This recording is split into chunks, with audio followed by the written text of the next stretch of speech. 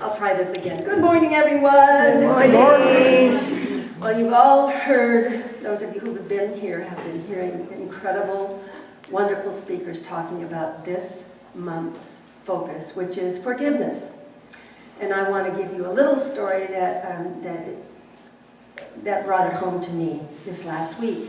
But before I do that, I just want to ask you, do you ever have those little voices that come to you out of nowhere that say, you're really not doing well.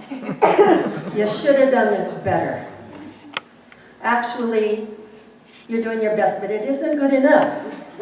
You're not good enough. Well, those little subconscious gremlins hit me pretty hard Thursday morning. We have had, over the past year, a stray cat who came to bless us with two, not one, but 2 litters of kittens within 5 months.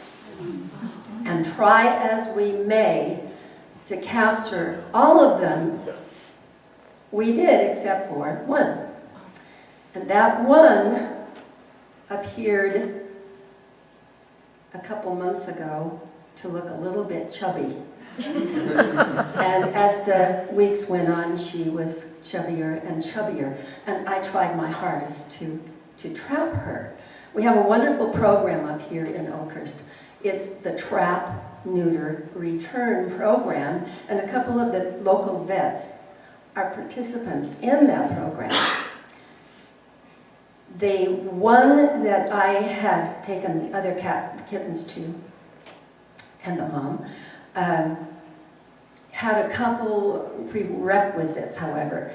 Number one, you could only take the kittens, the cats, the ferals, to be neutered on Tuesday mornings or Thursday mornings, and you had to be there before 7 o'clock when the doors opened, and they would only accept 4 at a time, total. Well, Wednesday was a rainy day and a rainy night, and I didn't set the trap. And I realized that it looked to me like this chubby girl was starting to look like she might be getting close.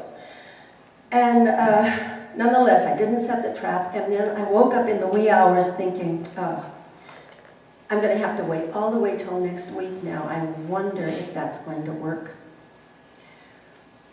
I'm a bad person. I was lazy. I've been working so hard, and here I let an opportunity go by, on, and then I remembered, after I was feeling totally miserable, I remembered something my friend Maggie had told me. She said, Connie, you do your best, and then let God take care of it. So I said, okay, God, it's up to you. I got up, and it had turned quite cold. I thought, well, before I got my morning started, I would go out to check the temperature. Our thermometer was on the back patio. So I grabbed my flashlight, opened the front door, and guess who was sitting right there in front of me? I call her Sissy because she's a very timid cat. I never see her, but she was sitting right there looking at me. And I thought, oh, I looked at the clock really quickly, and it was 6:20. I thought, there's no way I can do all of this. My husband had already gone. There was nobody there to help. But I said, okay. I said, let God help. So I ran down, got the trap from the carport, brought it up, ran in the house, got the bait, put the bait in the trap, set the trap, came in the house, checked the time. Now it was close to 6:30, and I heard the clanking of the door on the trap slammed shut. I know it doesn't sound real. I went to the door, looked with the flashlight, and there she was in the trap after all these months of trying to capture her. Well, now I have to get her loaded in the car. I run down, get the car, bring the car up, grab the towel to put over the cage because she's pretty frightened. Of course I am too, I was shaking like a leaf. And I pick up the trap. It's a good-sized trap, and a good-sized pregnant mom get her in the back seat of the car, run in the house, check the time, it's 6:45. I pick up my purse, go out, drive calmly to town. 5 minutes to 7, I was number 3 in line to get my girl neutered. Anyway, 5 minutes after 7, I was on my way home, tears streaming down my face, relief and gratitude for divine right action. And then I realized we all make mistakes.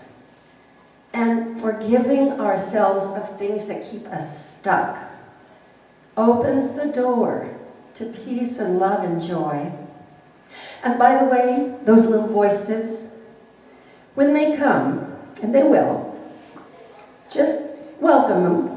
And then, as my friend Kim says, send them into the corner. And pretty soon they're not going to be so evident, and they might even stop coming. Thanks.